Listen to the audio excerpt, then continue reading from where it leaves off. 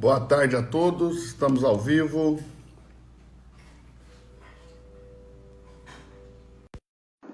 chamar minha amiga, a pastora Naira Pedrini, para o nosso bate-papo aqui dessa tarde. Oi, pastor. Olá, pastora Naira, tudo bem? Tudo. Boa tarde, seja bem-vinda. Boa tarde. Tudo bom? Melhor agora. Bom, Como estão as coisas aí? Como estão as coisas aí no Rio? Aqui, bom, assim, o que a gente, em termos de igreja, né, aguardando que aconteça o mesmo que já está acontecendo em outros lugares no Sul, uma liberação, ainda que seja de 30%, preparando a igreja para isso, tirando cadeira, já colocando com uma grande distância. Enfim, estamos nos preparando para sair disso. E aguardando, porque minhas viagens estão sendo remarcadas, então aguardando ser liberada, né? Então, aqui no Sul parece-me que já liberaram 30%. Vamos ver como é que vai ser. Ontem a pastora Viviane Martinelli, ela me falou que a igreja dela já estava com essa permissão, né? De 30%. Okay. Eles estavam preparando a igreja.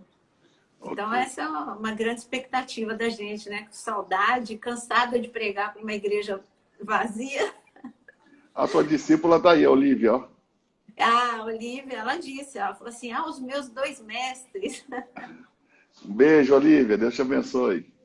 Pastor, eu vou tirar os comentários só para ficar melhor para a gente entrar no assunto aqui. Pessoal, se vocês tiverem perguntas no decorrer da nossa live aqui, vocês podem fazer nessa caixinha de perguntas aí embaixo, no pontinho de interrogação que vocês têm aí embaixo. Vocês podem fazer as perguntas de vocês, que no final a gente vê se consegue um tempinho para a gente responder aí todas essas perguntas. Nossa ideia hoje é entrar no livro de Judas. Então, a pastora Naira que deu a ideia de a gente falar do livro de Judas, eu gostei da ideia, porque é um livro que eu tenho muita curiosidade e vai ser até muito bom para eu saber o que ela pensa sobre alguns pontos dessa epístola tão maravilhosa. Então, eu vou deixar que ela comece. Que a senhora comece, pastora, para a gente entrar aí nessa epístola tão maravilhosa. Eu falei com você da epístola de Judas, porque ela é... Bom, a epístola de Judas tem um capítulo só, né? E porque sempre que eu vou ensinar sobre escatologia, que é isso que eu tinha falado para você, não é só o assunto do início que tem aqui, que é o reino espiritual, mas também ele tem o final, ele fala, nos últimos dias.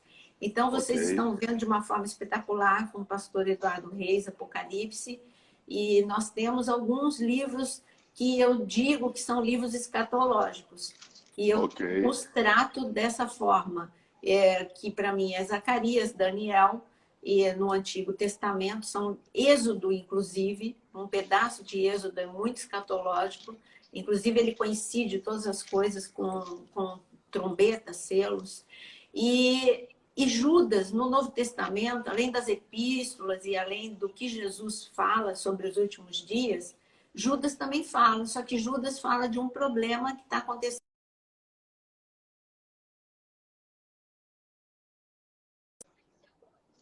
Uau! Aqueles que ensinam são influenciadores. E é um assunto que a gente até tratou numa outra live que eu estive com você, quando a gente falou do problema da nossa área, que é o ensino. Os mestres, eles estão meio que fora do foco. Primeiro que você tem que entender, quando você é um mestre, você tem que entender não só o que está na palavra, mas você tem que entender tempos e épocas. Até Jesus, ele tocou num assunto que foi justamente chamando a atenção de líderes, de mestres. Ele falou, eu até separei, ele falou em Mateus, capítulo 16, ele disse o seguinte, para mestres que o questionaram sobre os sinais. Ele falou assim, olha, quando a tarde vem, vocês dizem, Mateus 16, versículo 2. Quando a tarde vem, vocês dizem que vai fazer bom tempo, porque o céu está vermelho. E de manhã, hoje haverá tempestade, porque o céu está vermelho e nublado. Vocês sabem interpretar o aspecto do céu, mas não sabem interpretar os sinais do tempo. Uma geração perversa e adúltera pede um sinal miraculoso, mas nenhum lhe será dado, a não ser o sinal de Jonas. Então Jesus os deixou e retirou. Jesus era assim, né? Ele jogava a pérola dele para esses estudiosos e se retirava, para pensar. Então, vocês acham que vocês sabem tudo, mas vocês têm que se encaixar com o tempo. Em que tempo que vocês estão vivendo? Então, eu achei muito bom que você esteja fazendo um grupo de estudo em cima daquilo que hoje é necessário entender. Hoje nós vamos para o 4º dia do desafio Fim dos Tempos. Olha que legal. Com mais de 500 pessoas todos os dias. Muito bom. É só Apocalipse que você está vendo. Só Apocalipse, capítulo por capítulo. Isso é fenomenal. Então, e eu estou falando para eles também que nós estamos em primeira marcha, porque a senhora sabe muito bem que existem níveis de interpretações que são mais profundas e níveis que não são tão profundos. E como a gente não pode medir no meio de 500 pessoas, de tudo quanto é parte do Brasil, qual é o nível bíblico de cada um, então a gente está de primeira marcha. Dá para engatar a segunda, terceira e chegar até lá para a 7ª marcha. É Mas eu estou falando no básico, por quê? Para despertá-los e também para se tornar um hábito, né? Todos os, inclusive o Augusto Cury, né? Que eu ouvi bastante, todos os cientistas, os estudiosos dessa área dos hábitos que eu ouvi, eles dizem que depois de 21 dias fazendo a mesma coisa, aquilo se torna um hábito. O nosso desafio vai levar 22 dias para ver se estudar a Bíblia todos os dias se torna um hábito na vida dessas pessoas também. E mesmo porque vai perder todo aquele mito de não entendo Apocalipse, né? Porque Apocalipse, exato, na verdade, é um livro simples. Ele não é um livro complicado. Ele é um livro simples, a partir do momento que você entende a linguagem que está ali, né? Mas as pessoas, quando você pergunta por que elas não leem Apocalipse, pastora, elas falam assim, porque eu não entendo. Aí eu fico imaginando, será que eles pretendem entender sem ler? ele não lê porque não entende. Mas eu vou contar, então, um segredo para você. Uma vez eu fui chamada, logo que eu cheguei aqui no Rio, eu fui chamada para um debate. Cortou um pouquinho. Travou. Aqui. Então, eu fui chamada para um debate na Melodia e assim, 2 líderes não sabiam quem eu era porque achavam que eu fosse uma funcionária da rádio, porque eu tinha acabado de chegar no Rio de Janeiro. Certo. E foi muito engraçado, porque aí eles começaram nos bastidores, porque para eles eu era uma funcionária, e então que eu não era pastora, então eles começaram a conversar sobre Apocalipse. Eu não ensino Apocalipse porque eu não entendo direito. O outro, não, porque é alegoria. E eu apaixonada por Apocalipse, né? Ai, meu Deus, eu vou entrar aqui no meio dessa conversa, vou me segurar para falar que alegoria, o que é, que difícil o que é, né? Então não é só... Tem líderes também que têm dificuldade de entender. Mas... Deus vai dar um livro, vai pôr o nome de Revelação e vai te complicar? Pois é. Senão o livro ia se chamar Mistério, não Revelação, né? É que nem agora que nós podemos entender tudo através do Espírito Santo e de mestres que Deus levanta, porque quando Daniel fechou, ele disse, não entendi nada. E Deus falou, não é para você mesmo. É por aí, né? Ele falou, quando for os últimos dias, o selo vai abrir. Então, a responsabilidade nossa, pastor Eduardo, é muito grande, porque o selo abriu, o entendimento abriu. Então, nós precisamos ensinar, desmitificar, tirar essa coisa. Tem pessoas com medos infundados, tipo assim, não vou fazer mais nada porque Jesus vai voltar amanhã. Né? Isso é uma posição errada. E outros são 2 polos errados. É dizer que Jesus vai voltar, então eu não vou fazer mais nada. Ou dizer que Jesus vai demorar muito e não esperar a volta de Cristo. São 2 polos errados. Então, que Deus te unja para você colocar esse Amém. povo aí na expectativa certa, e Amém. na medida certa. Então, como eu estava falando, são livros escatológicos, que eu chamo livros escatológicos, que não tem como estudar Apocalipse sem, nessa segunda marcha que você for dar, sem esses livros auxiliares, porque tem coisas que se remetem completamente a eles, e só dá para entender através desses livros.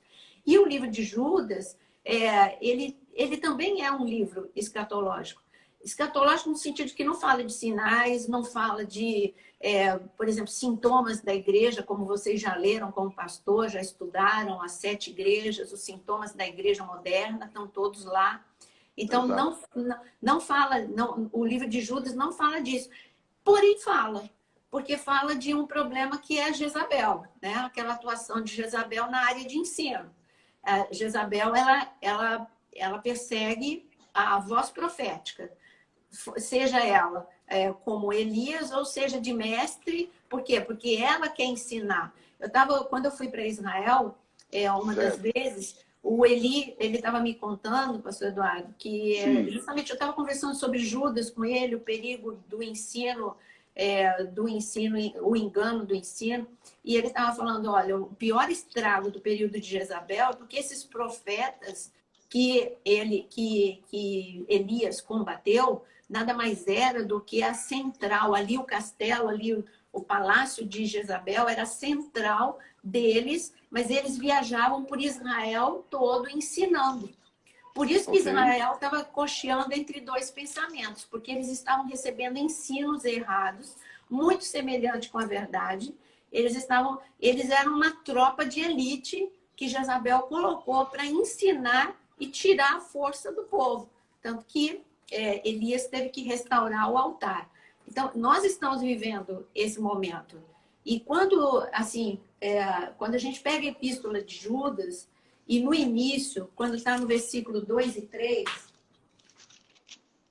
esse ponto mais escatológico é daqui a pouquinho, né? Mas no versículo 2 e 3, primeiro ele se apresenta e todo mundo já sabe que Judas, quem não sabe agora, fica sabendo, ele é meio-irmão de Jesus, então não é o Judas o traidor, tá? E então ele começa no versículo 2 falando de coisas, ele fala para serem multiplicadas, e são coisas aqui, esses elementos, esses 3 elementos, é um tripé que está faltando hoje, na igreja dos últimos dias, na igreja moderna. Misericórdia, paz e amor. Então, me fala, olha, vocês que estão estudando Apocalipse como pastor, está escrito que em Mateus 24 que o amor se esfriaria. Então, um sintoma da igreja moderna. Então, a gente está falando de igreja moderna, a igreja do século 21, a igreja que está esperando a chuva serôdia, a igreja que está esperando muitas coisas acontecerem. Inclusive, esse avivamento através do ensino. A voz do ensino profético tem que se levantar cada dia mais forte. Então, está faltando amor, está faltando paz. E a paz que eu digo é total. É a paz, essa quarentena está fazendo com que as pessoas elas estejam olhando quanto falta de paz nelas mesmas, porque são conflitos não tratados, um emocional totalmente desestruturado, são pensamentos desgovernados, são emoções não protegidas, são pessoas fragilizadas, conflitos dentro das casas, então falta paz em tudo, faltava paz dentro da igreja, acho que agora todo mundo aprendeu a se amar melhor, falta paz em casa e falta paz interior. Por isso que marca o início de Pentecoste, justamente que a gente está entrando, marca Jesus dizendo para os discípulos paz, porque é o que mais desestrutura pessoas, é a falta de paz. Você não tem concentração para estudar, para ouvir Deus. Então, paz e misericórdia. E aqui fala de 2 níveis, aqui fala de paz, amor e misericórdia. Qual a diferença entre amor e misericórdia? Tem grande, porque vocês que são alunos do pastor Eduardo Reis estão acostumados a ele falar do original. Quando a gente vai para o original, a palavra misericórdia, tudo bem que aqui foi escrito em grego. Em grego, o amor nós temos em 3 níveis, né? O amor ágape, fileus e eros. Mas aqui, misericórdia é uma palavra que, a despeito de estar em grego, o original para essa palavra em hebraico é ruhamá. Ruhamá, R-U-R-A, ruhamá, M-A-H. Isso é o hebraico transliterado. Lógico que não se escreve dessa forma. Estou falando o som. Ruhamá é amor de misericórdia. É um amor tão profundo. Eu gosto de definir misericórdia como amor em movimento. É o amor em ação. É o amor que não é estático. É um amor que faz com que você faça alguma coisa. Ruhamá é exatamente aquele amor que Jesus ele sentiu diante do túmulo de Lázaro, que fez com que as suas entranhas, quando está escrito que as entranhas de Jesus se comoveram, ali é essa palavra, ruhamá. É um amor que mexe. Eu noto nessa saudação também, pastora, a ausência da palavra graça. Sim. E essa troca da palavra graça pela misericórdia. E pode-se dar também, talvez, pela degradação da igreja no momento ali, né? Sim. Pela degradação da igreja, que era ali destinatária dessa epístola. E aí você vê a ausência da palavra graça e você vê a palavra misericórdia. E lá no verso 21 e 22, ele vai falar de novo da misericórdia, de aguardar a misericórdia. Né? A misericórdia é uma palavra importantíssima nessa epístola, né? Porque na verdade, quando a gente vai estudar mais a fundo a Epístola de Judas, a intenção dele ao escrever era falar sobre salvação. Mas aí era tão caótico que a gente não sabe para quem foi endereçado, né?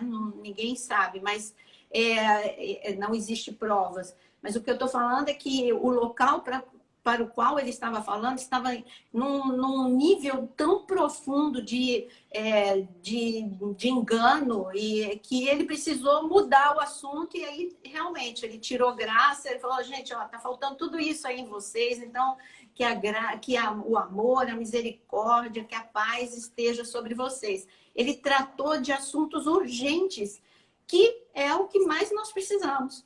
Porque eu nunca vou esquecer uma vez que a gente estava conversando lá no gabinete do Jonas, e você deu aquele exemplo que a intimidade rouba a honra. E você deu aquele exemplo da tua viagem com Augusto Cury, e a gente começou a falar como as pessoas confundem, que acham que graça é tudo pode, que graça, pelo contrário, o nível de Jesus, o padrão de Jesus é mais alto do que a lei até, né? Jesus fala, as pessoas falam, quem adultera é apedrejado, que é pego em flagrante. Agora, Jesus deu um padrão mais alto, ele falou que quem olhar já foi, entendeu? Eu acho que aqui fica um alerta também, pastora Naira, vê se a senhora concorda comigo, que apesar da graça ser uma pregação importante, no momento de degradação, é preferível usar uma outra palavra para a graça não ser confundida com essa libertinagem. Isso, com certeza. Né? Porque hoje eu tenho ouvido pregações saltando. Nós precisamos conhecer a graça de Deus, usufruir da graça de Deus, mas para uma igreja em degradação, como nós estamos vendo, é mais necessário uma palavra como essa do que ensinar a graça. É só a gente ver o que Deus está movendo a Isenete fazer, sabe? É um clamor que está agora na segunda etapa de 150 dias, por arrependimento, restauração de altar. Não tem como o fogo descer se o altar não for restaurado. Jesus, antes do fogo descer para Pentecostes, ele teve que tratar o emocional, tratar muita coisa até que o fogo descesse. Então, aqui a gente vê isso, né? E sim, continuando em Judas, ele fala de algo que também está faltando. No versículo 3, ele fala que o negócio você tem que batalhar para ter fé. E aí a gente vai para a parábola que Jesus conta em Lucas 18, está totalmente ligado a essa palavra. Em Lucas 18 fala da viúva que estava vivendo, além da perda do marido, além da pobreza, ela ainda tinha uma causa, uma injustiça na casa dela, na vida dela. E ela vai até um juiz iníquo, ela insiste, ela bate na porta, só resumindo, porque o que é mais importante é o que Jesus fala no fim. E aí, tudo bem, o juiz, só para aquela mulher não importunar, ele resolve a causa dela. E aí Jesus fala, e quanto mais o Pai Celestial, que é um juiz justo, não vai ouvir as suas causas, ainda que seja demorado, mas ele acaba, Lucas 18, dizendo o seguinte, acharei eu fé nos últimos dias, na vinda do Filho do Homem na Terra? Ele estava falando o que a gente está vivendo hoje, pastor. Para suportar o que a gente está vivendo, o mundo parado, não tem um setor que não tenha sido atingido. Tem os setores que receberam o primeiro impacto, né? O turismo, festas, casamentos, enfim, recebeu o primeiro impacto. Mas depois, todo mundo recebeu. Todos os outros sentiram, né? Todo mundo. Não tem quem não tenha sentido o impacto. E, a não ser que você seja milionário, aí é diferente. Mas eu estou falando que gente comum como a gente, todo mundo sentiu. Todo mundo recebeu impacto. Junto com isso, aí vem problemas que já existiam. Ou seja, nós estamos vivendo dias de mega problemas.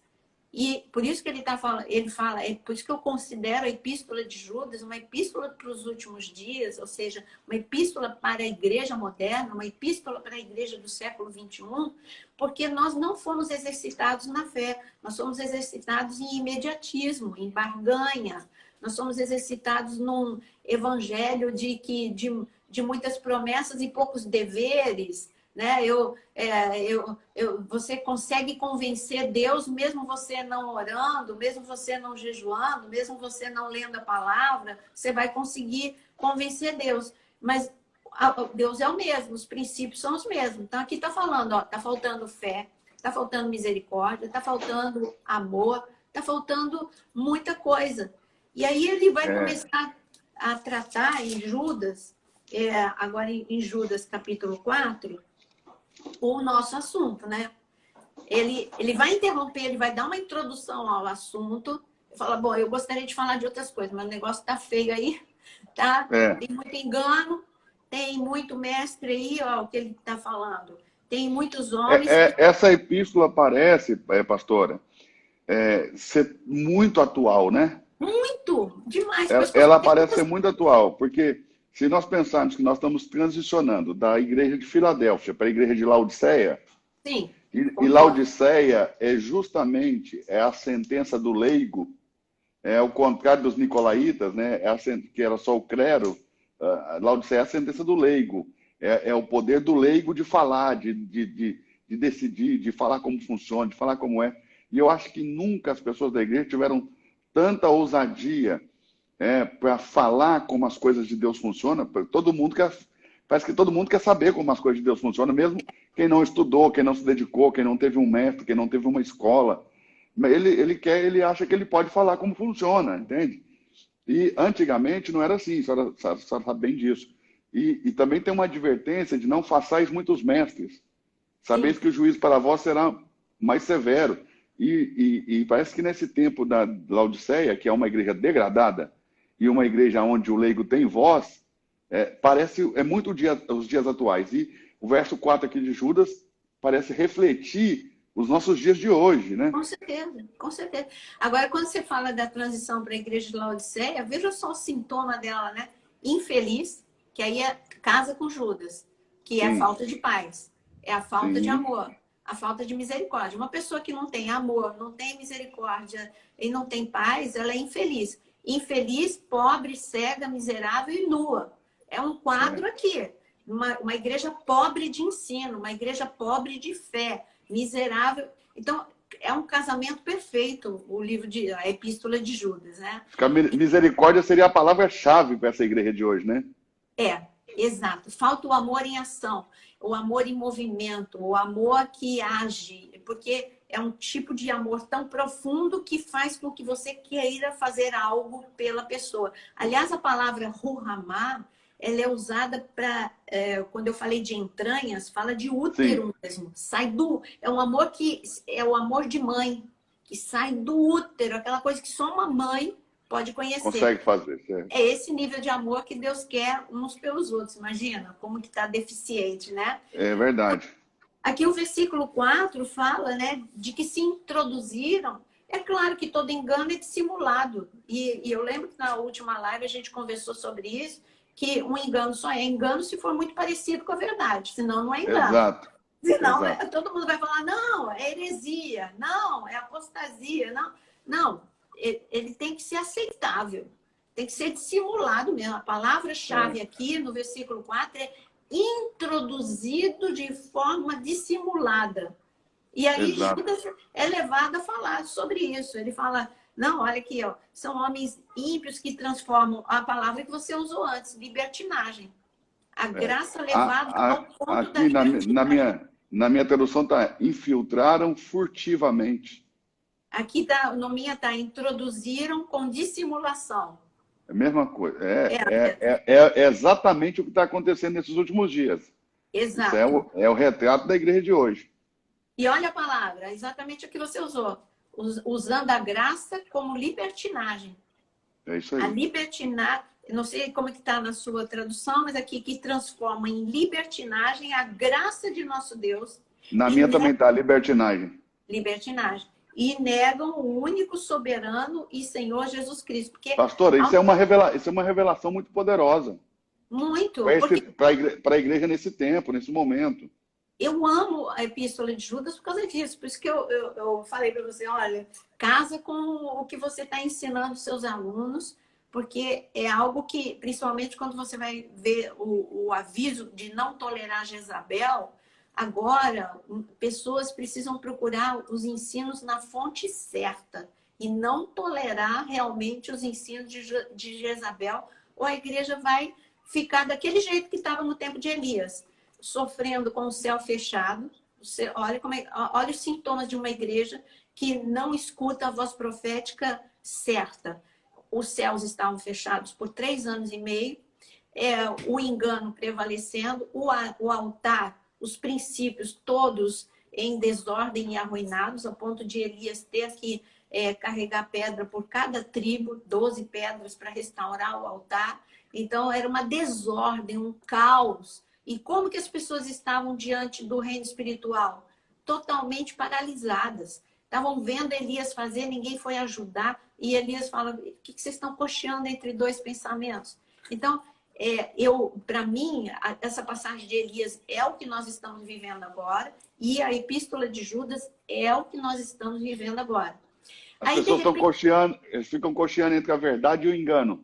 Fica. O que é mais agradável? Peraí, agora o pastor Eduardo está falando coisa muito dura. Peraí, deixa eu dar um pouquinho, vou lá para o outro lado. Vou lá para o outro. Algo melhorzinho para eu poder viver, entendeu? Então, não, a pastora Naira está falando coisa, não estou gostando, eu estou preferindo algo mais leve, mais suave. Essa coisa de arrependimento é pesada, essa coisa de amar o irmão, essa coisa de misericórdia, de fé. Tem método, mas agora é tudo aquilo, 10 passos para isso, 10 passos para aquilo. Então, é 10 passos para ter a bênção. Ontem mesmo eu falei que eu não dou conta, sabe? A minha pregação ela é mais positiva. Eu não consigo ficar nesses tópicos de 7 não sei o quê, 10 não sei o quê. Eu não dou conta. Se eu fizer isso, eu vou me perder, com certeza. Então, agora esse verso 4 aqui, ele é de uma grandeza de revelação e de uma atualidade, né? É porque os quais estavam escritos anteriormente, há muito tempo, para este juízo. Homens ímpios que transformam em libertinagem a graça de nosso Deus e negam o nosso único soberano e Senhor Jesus Cristo. Que coisa forte. Muito forte. Porque se você glória para esses mestres trazem a glória para eles mesmos, não falam mais de cruz, não fala mais da volta de Cristo, não fala mais de pecado, não fala mais de tudo que te remete para Cristo. Porque se eu tiver uma pregação diferente desse caminho que a gente está mostrando, não ensina mais, nem abre. Uma pessoa pode ficar 2, 3 anos na igreja sem nunca abrir Apocalipse. Por quê? Porque não ensina. E aí, de púlpito, tem como, sim, você... por exemplo, eu gosto de quando eu chego a falar de oração, eu falo de Apocalipse capítulo 8. Quando eu falo de adoração, eu falo de Apocalipse capítulo 9. Então, o Apocalipse é um livro muito rico para você falar de púlpito, sim, e as pessoas perderem o medo. Não fala só de tribulação, não. Bom, mas voltando aqui, né? Sim. A epístola de Judas é pura revelação, super atual, como a gente está falando. Certo. Afasta, ensino que te afasta. Olha só, se você for olhar para João Batista, me diz um milagre que João Batista fez. Não, Nenhum. não tem. Mas o que João Batista fez? Levou todo mundo, preparou o caminho para Cristo, falou de Cristo, falou do Falou reino, de arrependimento, né? Falou do... arrependimento. A palavra dele era repetitiva: arrependei-vos, arrependei-vos, arrependei-vos. Então, quando a gente olha para esse padrão, é lógico que ele perdeu a cabeça por causa disso, né? Rolou a cabeça de João Batista. Mas eu estou falando que os mestres que ensinam os princípios, meio que está a cabeça meio sendo cortada por aí, né? A gente sabe o que é isso, cabeça cortada, né? Exato. Mas graças a Deus, Deus está preservando a gente. É E, verdade. de repente, no versículo 5, ele interrompe esse assunto. Ele vai retomar esse assunto só no versículo 11. É como que se Judas abrisse a cortina. Eu digo esses momentos, é que nem o livro de Jó. O livro de Jó, você está lendo no capítulo 1, de repente a cortina abre e a gente entende o reino espiritual. Aí a gente entende que Satanás ele rodeia a terra, que você entende que houve que você é alvo de Deus e você é alvo das trevas. Olha só, de repente, só lendo igual Apocalipse, né? Abre um parêntese e te revela uma visão que você não...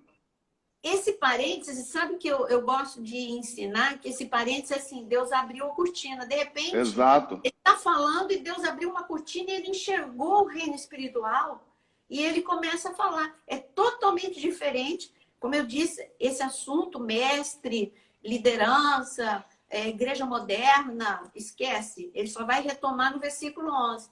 Esse intervalo do versículo 5 ao versículo 10, ele fala de reino espiritual. Aí ele abriu a cortina e Judas vai falar de um assunto que incomoda não, porque são coisas que alguns ensinam de um jeito, outros ensinam do outro, mas é simples, é só a gente olhar a Bíblia com um olhar simples e a gente entende todas as coisas. Concordo. Aí ele começa a dizer que eu quero lembrar-vos, embora já estejais cientes de tudo, uma vez por todas, que o Senhor, tendo libertado um povo, tirando da terra do Egito, destruiu depois os que não creram. Aí ele falou do assunto fé. De repente, ele começa a falar do reino espiritual e de anjos. Aqui ele deu um recadinho para aquele assunto que ele já tinha dado sobre falta de fé. Aí ele vai abrir um parênteses para poder dar uma advertência de caso vocês não mudem, né? Sim. Além disso, de falar como que, se você não mudar, o caos que é inserido. Ele mostra o caos num lugar perfeito, que é o céu. O céu é perfeito, não foi feito o que está escrito aqui. Lá no céu teve um caos e a gente vai ver qual é o resultado do caos. E aqui entra num assunto muito interessante sobre Moisés e tudo mais. Aí ele começa a dizer: e os anjos que não guardaram o seu estado original, mas abandonaram o seu próprio domicílio, ele tem guardado sobre trevas em algemas eternas para o juízo do grande dia. E ele entra no outro assunto, como Sodoma e Gomorra e as cidades circunvizinhas que, havendo se entregue à prostituição, como aqueles que, seguindo após outra carne, são postas para exemplo do fogo eterno, sofrendo punição. Aqui ele toca num assunto bem delicado. Exato. Ele está falando de anjos primeiro. Ele fala de anjos que saíram do seu estado original. Qual é o estado original? O estado de glória, o estado de obedecer a Deus. Os anjos obedecem, anjos não são filhos, anjos são criaturas. Então, para a harmonia do céu, os anjos adoram, os anjos depois viria. Na eternidade, eles ainda não tinham essa função de guerrear por nós. Então, a gente está falando de eternidade. Lá na eternidade, a gente sabe que eles tinham suas funções, a gente sabe, não vamos entrar nesse assunto, mas que tem o Éden mineral, que Satanás andava com, que era Lúcifer, andava com Deus, ou seja, ele conhecia alguns segredos, por isso que ele aí é dica para nós, viu, pastor Eduardo. Por isso que ele odeia tanto os mestres, porque os mestres escutam os segredos. E quem Exato. escutava os segredos antes era ele, naquele jardim mineral. Era um É verdade. bate-papo de alto nível. Imagina o bate-papo ali, né? Era bate-papo de alto nível. A senhora então também, a senhora também entende que houve aí um primeiro juízo ali entre o 1 e o 2 do Gênesis 1? Sim, Os versos? Eu também creio assim. Tá vendo? Então, por isso que a gente se dá bem. É. Então, e aí, o que acontece? Ele fala de um assunto delicado, que ele fala compara com prostituição, justamente esses anjos. Ele fala do assunto prostituição em relação a esses anjos. Aí vai aquele Sim, assunto que Gênesis incomoda, 6 lá, capítulo 6, que todo... Eu não sei você, mas se não me perguntarem 1000 vezes por ano sobre esse texto, não me perguntam nenhum. Para mim também. Todo dia, todo dia. Então, sempre pergunto, quem é? Então, mas se anjo não tem corpo, se anjo é espírito, como é que então eles... Eu peguei o livro de duas vertentes aqui e já mostrei. E depois vou mostrar uma terceira vertente, que ainda tem uma terceira vertente. Mas eu peguei e mostrei a construção teológica de duas figuras importantes aqui para o Brasil, né? Para nós que somos brasileiros, na questão da teologia, sobre esse assunto. E mostrei, mesmo eu tendo mostrado, no outro dia chove de perguntas. Não é? Então nós temos... Fala as suas vertentes para ver se encaixa. Tem a vertente de que os anjos são anjos caídos que tomaram forma humana, se relacionaram com as mulheres. Tem uma vertente que é a ideia de que são os descendentes de Sete, num jugo desigual com a descendência de Caim. E tem também uma vertente de que eram poderosos, ricos da época, que se casaram com pessoas da plebe, gente mais simples, entende? Então tem essas três vertentes que eu acho que essa dos poderosos, essa dos poderosos dos ricos, eu acho que é a mais fraca. A mais tem. A segunda é a mais forte, porque a primeira, como que eles iam ter, né? Mas cada um crê naquilo, ninguém perde a salvação com essa discussão, né? E são mistérios que quando a gente chegar lá, Deus vai esclarecer. E eu costumo falar para o pessoal que já que estão com curiosidade, porque eu não estudo a Bíblia para sanar curiosidade. Mas as pessoas são curiosas, e eu entendo que elas sejam, porque eu fui também um dia. Então, eu vou falar, já que vocês são curiosos, leiam tudo, aprofundem. Porque o conhecimento, ele nunca vai ser demais. Então, se você saber o que o outro pensa, o que esse pensa, o que aquele pensa... Então, eu procuro mostrar os dois livros, que são as vertentes mais fortes, que no Brasil mais conhecido é o Pember e o Lawrence Olson, né? Mas nós sabemos que nós temos os teólogos reformados, que já falavam disso, os pais da igreja, né? Que também falavam disso, e que era bem comum eles falarem desse assunto, que é um assunto polêmico. Mas eu procuro deixar o povo sempre com material para estudar. Agora, dentro desse assunto polêmico, não importa se a pessoa acredita na primeira ou na segunda, é igual as duas testemunhas de Apocalipse. Tem os que creem que é Enoque e Elias e Moisés. E tem quem crê que são duas pessoas que vão estar vivas e que vão estar com a unção de Moisés e a unção de Elias. Nenhuma das duas a gente pode dizer que está errado. E nenhuma das duas você perde a salvação. Então, são curiosidades que eu disse que eu tenho no meu caderninho preto. Jesus, era isso mesmo, eu tinha razão na vertente que eu escolhi. Então, é só isso. Isso não vai modificar a nossa caminhada com Cristo. Então, aqui, o importante desse texto não é você dizer se é o número 1, o número 2, o número 3 do que o pastor Eduardo falou. O importante é você saber que eles se envolveram nos pecados sexuais. E que houve punição, né? E que houve punição e que toda depravação, porque aqui embaixo já colocou como o mundo espiritual reflete no mundo natural. Já colocou o quê para comparar com esse momento na eternidade, com esse momento lá de Gênesis capítulo 6? Já colocou Sodoma e Gomorra, que mostra que um espírito estava numa sociedade. O espírito lascívia, o espírito de homossexualismo, o espírito, enfim, tava o espírito de perversão que atingiu até as filhas de Ló.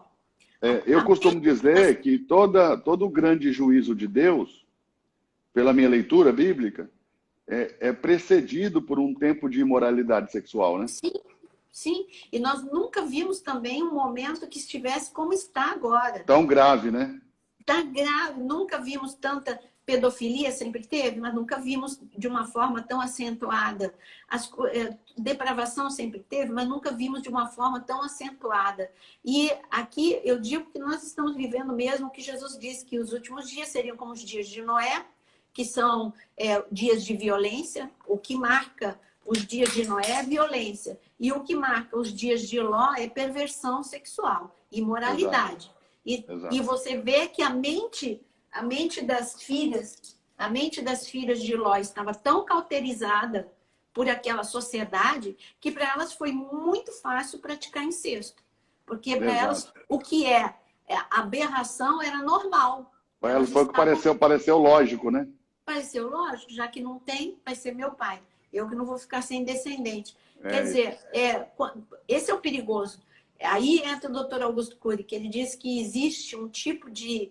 Ele não fala lavagem cerebral, mas seria isso, porque ele estudou a mente de Hitler. Então, ele fala que, para estudar a mente de Hitler, ele teve que estudar também o poder do que a mente de Hitler fez assim, a nível mundial. Claro que localizado ali na Alemanha. Então, ele mostrou como a propaganda do Terceiro Reich, de uma forma massiva, ela impregnou no inconsciente das pessoas de uma forma tão profunda que aquilo que era inaceitável passou a ser aceitável. Porque era uma propaganda massiva e as pessoas não viram que o inconsciente delas estava sendo bombardeado. É a mesma coisa que agora, o padrão de beleza que nós temos, né? Essa neurose com padrão de beleza. É um ataque através de propagandas, através de imagens que nós temos, que nós consideramos aquilo que a gente considera belo, quando passar o tempo, a gente vai ver que não era tão belo assim. Já vai mudando. Você vê que os seios grandes, que eram aqueles enormes, já não é tão belo assim. É uma coisa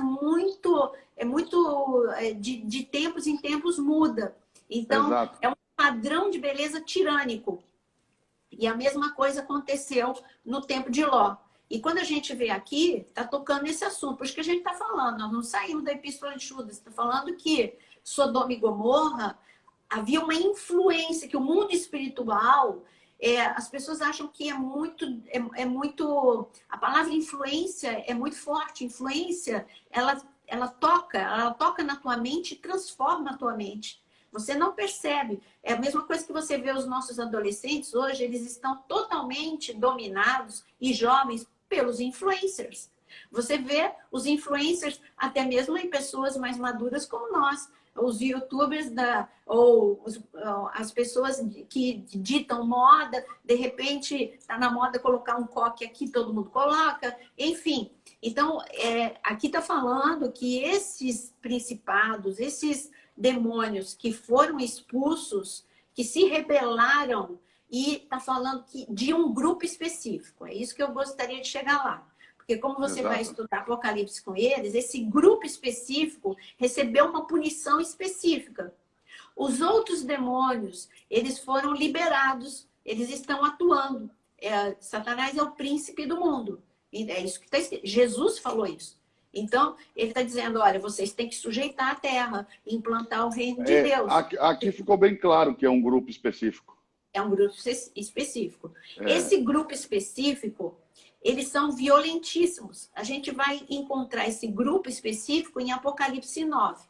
São aqueles que Abaddon, o destruidor, está cuidando para liberar na hora certa. E esses são assim, se a gente acha que é violento agora, aí vai entrar na tribulação um nível de violência absurdo. Porque ali vocês vão estudar, não vou entrar no capítulo 9.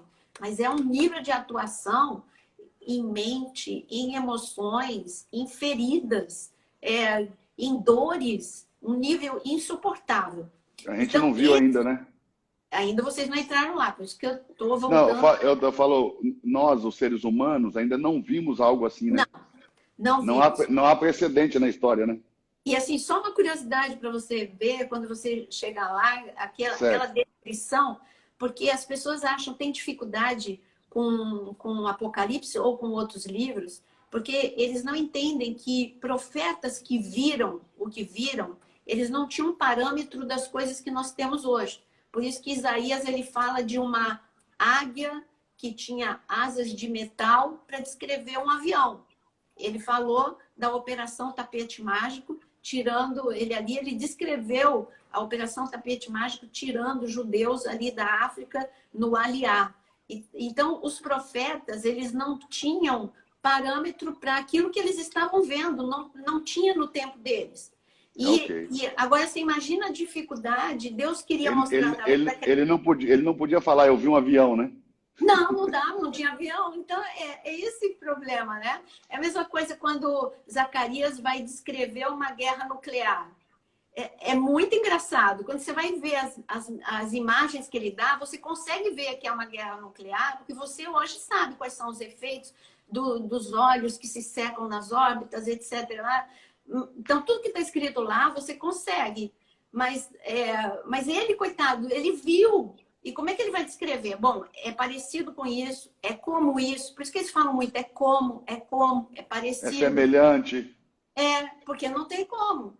Aí, quando chega lá em Apocalipse 9, só abrindo esse parênteses, quando Certo. o pobre de João vai tentar descrever aqueles gafanhotos que têm cabelo de mulher, loiro, Deus só estava querendo mostrar que há uma influência de Jezabel ali também, né? Mas isso é assunto para você quando você chegar lá. Então, voltando para cá, Sim. Deus mostra que existe Ele não está falando só da queda. Quando a gente fala da queda dos anjos, a gente encontra em Isaías 14, Ezequiel 28, a gente encontra em Apocalipse 12. Mas aqui ele está falando de um grupo específico que não foi falado nesses capítulos. Esse grupo, você vai explicar para eles quando chegar lá em Apocalipse 9. Mas é um grupo diferenciado, com um nível de pecado que aborreceu Deus demais. Ele disse, vocês vão ficar sem atuar até o tempo que eu liberar vocês e vai ser por pouco tempo. Então, é só essa curiosidade que eu queria colocar, que esse grupo aqui é diferente de tudo que você já leu sobre anjos caídos, né?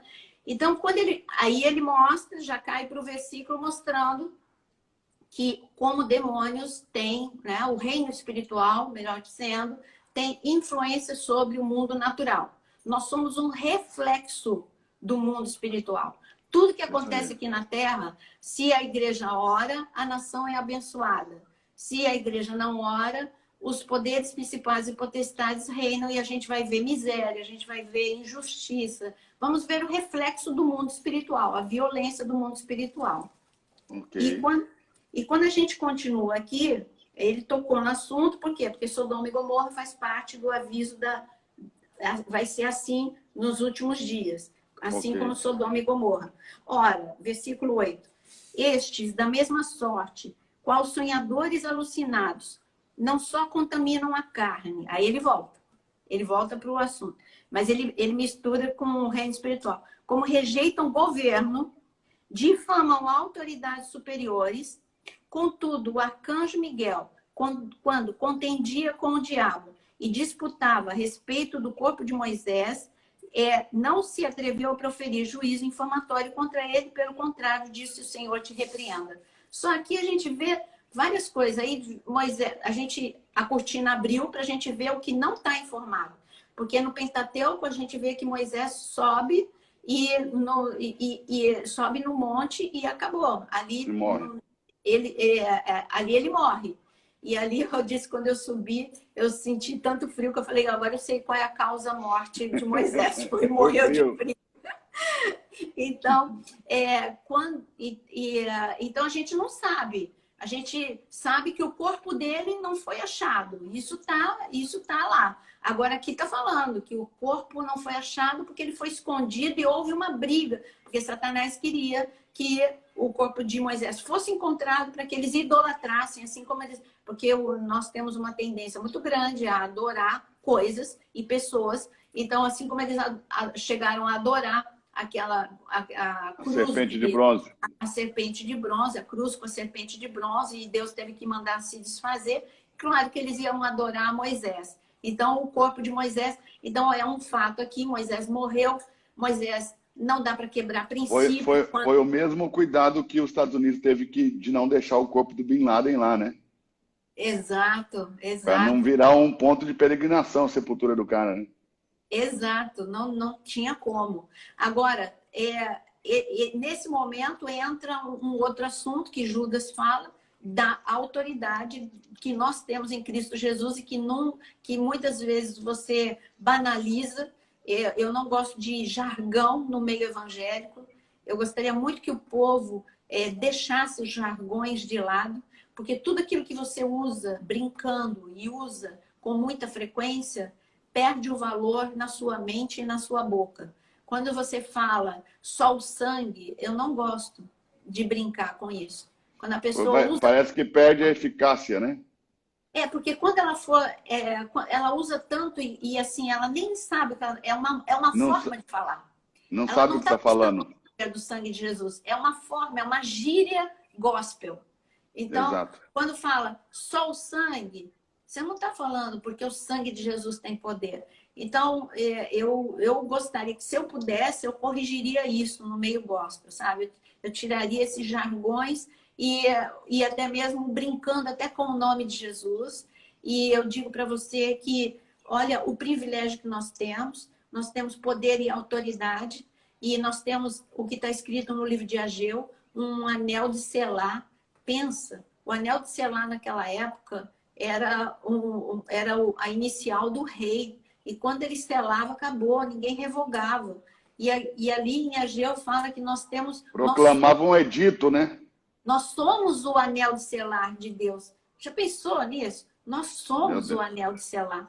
Então, quer dizer, aquilo que você fala é autoridade. Olha só, Miguel não teve essa autoridade, porque ele é criatura, você é filho. Aí entra a tua filiação, aí entra os teus direitos de tudo aquilo que aconteceu na cruz do Calvário. Então, aqui ele falou, lembra disso. Ele está voltando no assunto do versículo 4, porque aqueles mestres tiraram o valor do nome de Jesus. Então, ele está falando... Quando ele mostra essa cena, quando ele revela a cena que ele enxergou, e está trazendo de volta um assunto aqui à tona. Olha, a autoridade, poder e autoridade é muito importante. Eu estou remetendo a quem? A Cristo. Porque hoje as pessoas são poderosas, então a fama, número de seguidor, então tudo isso parece que está engolindo o poder e a glória de Deus, né? Nunca você pode esquecer. E agora sim ele entra... No verso 10 e 11 ele volta, né? Ele volta. Agora ele volta para o assunto que a gente estava falando sobre a igreja moderna. O do verso 4, agora ele pontua, ele compara esses mestres, olha aqui.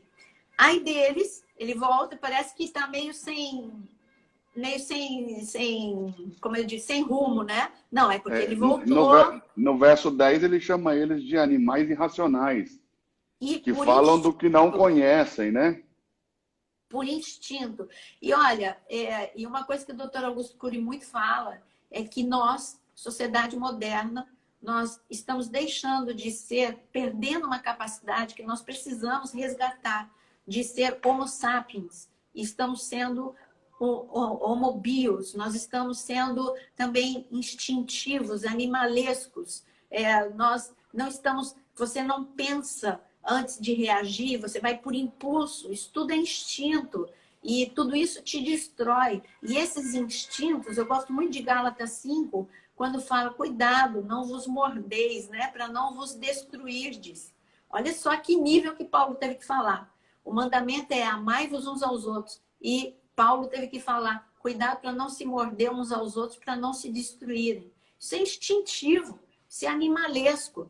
Quer dizer, a Igreja de Cristo precisa voltar a se humanizar, a se arrepender. Senão você vai estar aqui junto aqui nessa condenação aqui, né? Homens animalescos, aqui, ó, que não entendem, difamam, que é tudo e o que compreendem por instinto natural, como brutos, sem razão, até nessas coisas se corrompem. Quando você fica instintivo, você se corrompe. Não só os mestres, mas você também. Há um nível de corrupção quando você perde o que Deus te deu, essa capacidade de... Você tem uma inteligência intelectual, uma inteligência emocional, uma inteligência espiritual. Como é que você está coordenando todo esse nível de inteligência? Porque Deus é sabedoria. E aí, o que você está fazendo com a inteligência espiritual? Você está sendo eco ou voz? Porque eco é repetir algo que você ouviu e ainda é meio que telefone sem fio. Você ainda vai repetindo com uma forma deturpada. E parece que os ensinos hoje estão sendo, pastor Eduardo, mais eco do que voz. Eu tenho certeza disso. Agora, a voz... Não é uma crítica, não. Isso é uma constatação. Porque a voz, para você ser voz, você precisa ter um nível de entrega como de João Batista. Um nível de isolamento para estudar, para conferir, para examinar, para ver no original. E também um chamado. Né? Porque as pessoas estão se enveredando por esse caminho, eu creio que caindo no erro de Balaão. Estão atrás das vantagens. Né? Tem pessoas enveredando pelo caminho da educação teológica atrás de vantagens. Sim. Hoje todo mundo dá curso. Exato. Aí o curso que ele não domina, que não domina o assunto, e aí você vai aprender o quê? Né? Vai gastar dinheiro.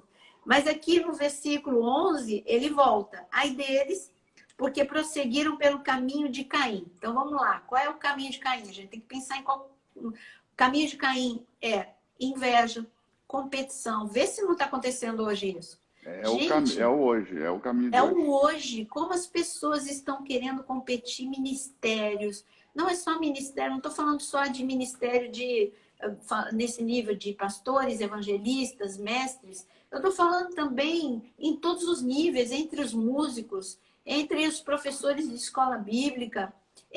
O caminho de Caim é destrutivo. O caminho de Caim te ensurdece. Olha, Deus foi tentar falar com Caim e foi Caim, impossível. você vai ser destruído. Olha, o pecado está aí à porta. Acorda, acorda. E Caim não acordou.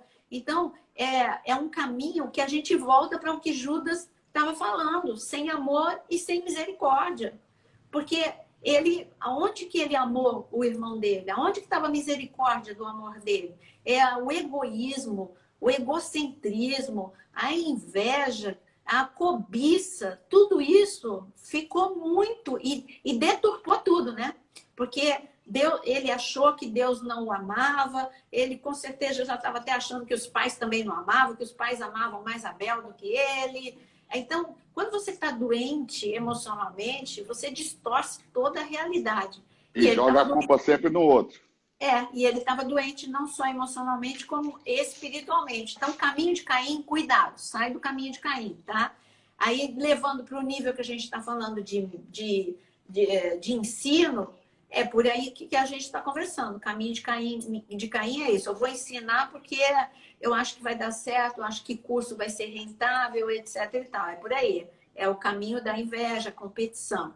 Depois ele fala, o movidos pela ganância, se precipitaram no erro de Balaão, que é o que você estava falando. Aí a ganância. Na minha tradução está, e precipitaram no erro de Balaão em busca de recompensa. De recompensa, e na minha está de ganância. Então, é a mesma ideia. É a mesma coisa. Então, hoje são mestres que estão mais se importando com o lucro do que o ensinar. A gente está aqui fazendo o quê? A gente está ensinando de graça. A gente está aqui, né, interessado. Eu costumo dizer que a maior parte do nosso conteúdo é disponibilizado de graça. É verdade. É só você entrar. Se você entrar no eu já fiz a conta da porcentagem, mais de 90% do meu conteúdo é grátis. Pois é, eu estou por aí também. Se não for 95%, se não for mais. Então, é por aí, né? Não tem nada de mais você receber por aquilo que você faz.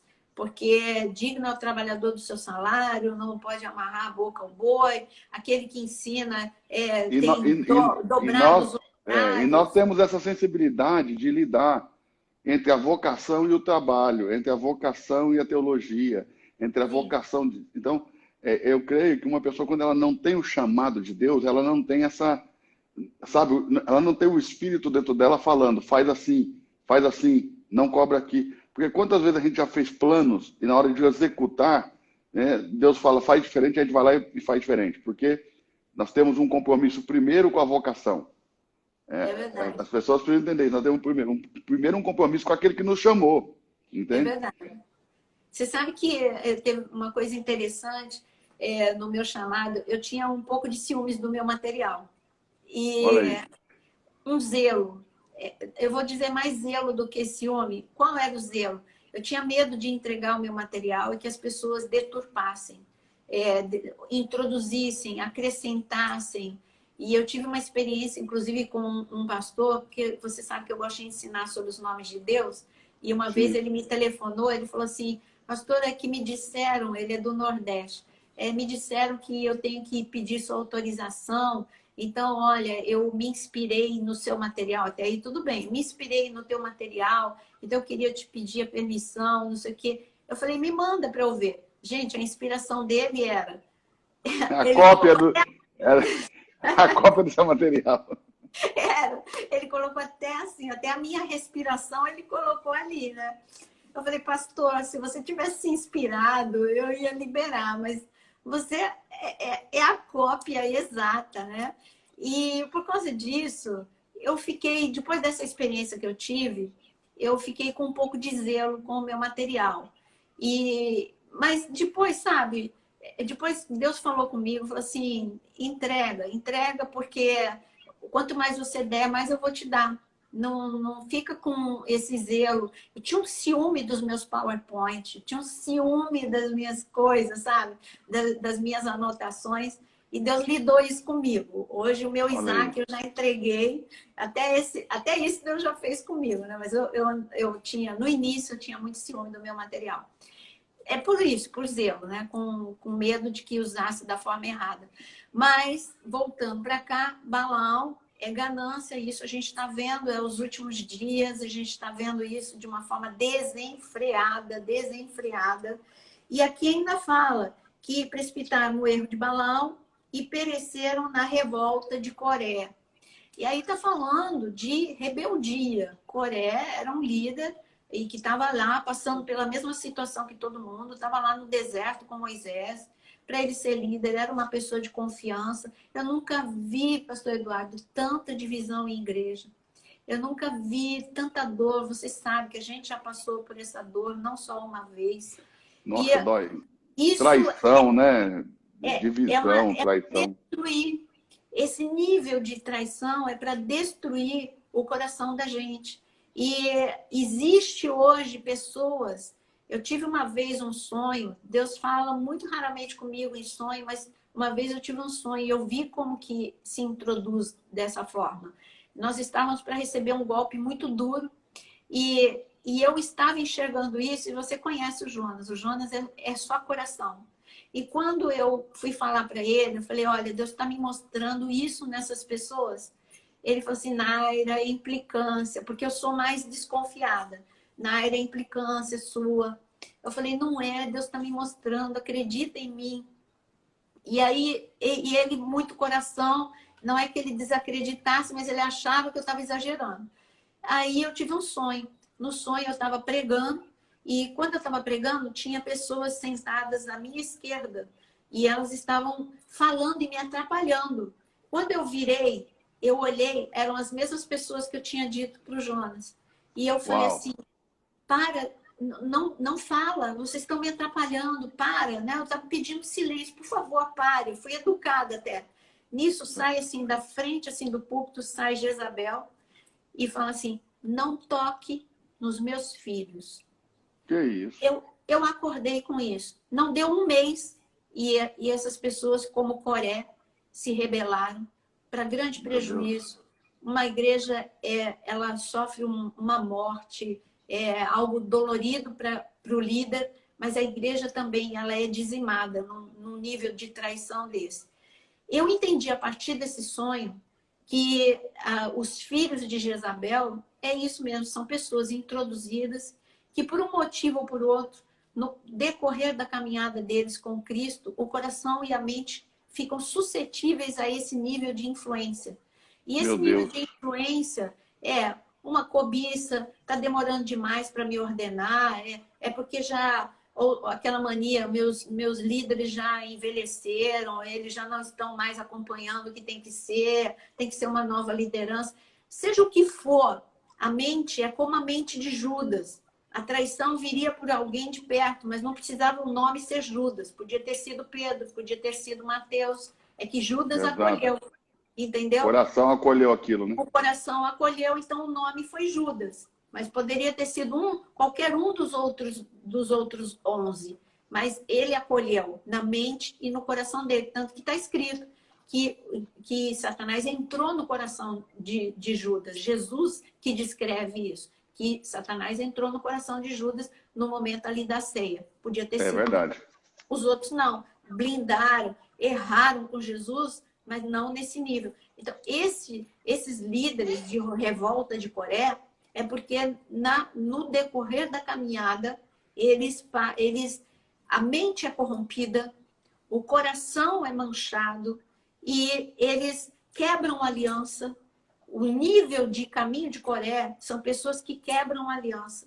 São pessoas que se corrompem e quebram aliança. E por isso, a condenação de Coré, gente, toma cuidado quando o teu coração... Eu acho que as pessoas precisam ler, né? A condenação de Coré, ler Números ali 16.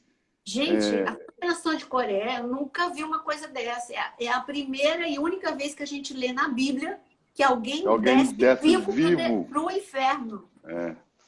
Aí, hoje, você não vai descer vivo para o inferno, mas você vai viver o inferno em terra.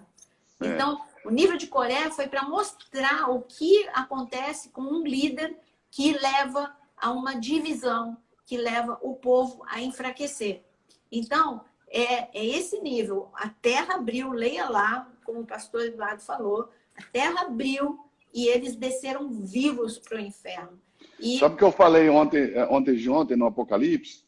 Que no Apocalipse capítulo 1, aqueles 7 candeeiros representam a igreja, né? São as 7 igrejas. E Jesus está no meio delas, andando como quem cuida daquilo que é seu, né? Está cuidando das igrejas. Mas os 7 anjos, ele tem na mão direita. Então, eu falei, olha, ele cuida da igreja no meio dela, mas os anjos, ele tem na mão direita dele, os anjos da igreja. Então, às vezes as pessoas acabam não entendendo e partindo por essas rebeliões. Está tomando na mão de Jesus. E achando também que vão se dar bem. Eu nunca vi ninguém se enveredar por esse caminho. Eu estou falando, e eu tenho 40 anos de vida apenas. Mas o tempo que eu vi da igreja, eu nunca vi ninguém se enveredar por esse caminho. Eu já vi muita gente se enveredar por esse caminho. Eu nunca vi ninguém terminar bem. Eu nunca vi ninguém terminar bem. Sempre termina mal e é rápido. 2, 3 anos, você já vê a destruição completa do cara. Por quê? Porque é um princípio bíblico. E todo princípio bíblico, ele é anunciado primeiro no Antigo Testamento e vem correndo e vem se repetindo. E você vai ver que todas as vezes que acontece, também não acaba bem. E por isso que até nos nossos dias, aqui é um aviso para a igreja do século 21. Olha, cuidado com o caminho de Caim, cuidado com o caminho de Coré, cuidado com o caminho de Balaão. Cuidado com falta de fé, falta de paz, falta de amor e falta de misericórdia. Cuidado que o reino espiritual tem uma influência sobre você. Então, blinda a tua mente, blinda as tuas emoções, porque você, olha só, tudo vai se juntando. Porque você está vivendo, a igreja moderna tem os mesmos sintomas dos dias de Noé e dos dias de Ló. Então, você vê que uma pessoa como Noé, que foi um amigo de Deus, que andou com Deus, teve a mente e o coração blindado. A gente não vê Noé violento em momento algum. A gente vê que ele era diferente, ele andava na contramão do clima que estava sobre, da influência que estava sobre a sua geração. Está falando que não era um homem bom, era um homem reto, era um homem justo, era um homem que andava com Deus, era um homem que ouvia Deus, era um homem humilde, um homem que obedecia os princípios de Deus. Noé manteve a sua família coesa, manteve a sua família inteira. Eu estava falando, numa dessas lives, falando o desafio de viver um mês, quase 2 meses em quarentena. Eu falei, agora, ninguém teve o desafio de Noé, 1 ano. 1 ano de quarentena. E eu brinquei, eu falei assim, imagina Noé falando para o filho, olha, hoje é você que vai cuidar das fezes do animal, falando para a nora, olha, hoje você que vai varrer a arca. E ninguém ali, a gente vê que eles saíram inteiros ainda depois de 1 ano, com um trabalho que não era fácil dentro da arca, não é? Então ali não tinha como... E nem foi fácil encarar o mundo depois, né, disso, né? E nem fácil. Então, nós temos que ver, juntando tudo isso, Deus está falando, toma cuidado então, também com a influência. Hoje, o século XXI tem a influência dos demônios que atuavam no tempo de Noé e no tempo de Ló. A senhora não tem a percepção que parece que o povo não crê mais em influência demoníaca? Tenho, total. Não quer mais Parece ouvir. que a influência demoníaca se tornou tão natural que as pessoas não conseguem mais separar a influência demoníaca do mau caráter, né? Você sabe qual é o problema da igreja? A igreja passa por modismos. Antes estava na moda falar de guerra espiritual. E todo mundo falava de... Até quem não entendia falava de guerra espiritual. Toda pregação começava com Efésios capítulo 6, e aí ia para... As pregações eram assim, de Efésios 6 ia para Daniel capítulo 9, e todo mundo, entendendo ou não de reino espiritual e de guerra espiritual, dava seminário de guerra espiritual. Cadê? Acabou. Tá todo mundo com o livrinho da Rebeca Brown debaixo do braço? Todo mundo. Ele veio para libertar os cativos, eu lembro. Peter Wagner, Rebeca Brown, Peter Wagner. E, de repente, porcos na sala. São coisas boas. Mas por que passou? Porque não estavam querendo aprender de fato. Aprenderam com quem não sabia, primeiro. Só passou porque aprenderam com quem não sabia. Segundo, porque aprenderam porque todo mundo estava aprendendo, então era moda falar nisso. Agora, aqueles que aprenderam com as pessoas certas sabem. Olha, eu comecei falando aqui do livro de Jó. Deus abre a cortina e mostra a influência espiritual na vida de Jó. Era um reflexo do que estava acontecendo. O que aconteceu na família, com os filhos dele. O que aconteceu com as finanças dele. Tudo era reflexo do reino espiritual. Agora a gente vê aqui que também aqui no reino natural o corpo de Moisés era real, não era espiritual. E o reino espiritual estava disputando por algo do reino natural. Olha só como Jesus está lá no Getsemane, aí fala, não, porque isso é no Antigo Testamento. Tá bom, Jesus está lá no Getsemane, está lá em Lucas 22, Jesus chorando, Jesus suando sangue, e aparece quem? Um anjo para poder ministrar. Quer dizer, as pessoas perderam isso. Moisés e Elias também apareceram para falar da morte que ele ia morrer em Jerusalém. Exato. Quando você pega Lucas 9, você vê que o assunto, os outros evangelhos não falam, mas Lucas 9 fala que eles conversavam sobre o que iria acontecer em breve. Olha um assunto em voga entre Moisés, Elias e Jesus. Né? Muito poderoso. Jesus, Moisés, você me viu, porque Moisés viu Jesus literalmente na sarça, na coluna de nuvem de fogo, enfim, teve experiências tremendas com Jesus. Você me viu, agora você vai ver o que vai acontecer na cruz. E Elias, a mesma coisa, ó, a sua luta, se você reparar, a luta de Elias com os profetas foi o mesmo período da cruz, de 9 da manhã às 3 da tarde. E se você vê as transações que aconteceram ali, iguaizinhas ao que aconteceu na cruz. Então, ali ele também estava vendo, Elias também estava vendo o que aconteceu na cruz do Calvário. Então, quer dizer, muito poderoso. O mundo espiritual, gente, é muito real. Poderoso. É real. Você que tem filhinhos pequenos, como o pastor Eduardo, saiba que eles têm uma sensibilidade 1000 Eles veem, por isso que eles se assustam tanto. O nível de inocência deles é tamanha que eles têm praticamente visão aberta.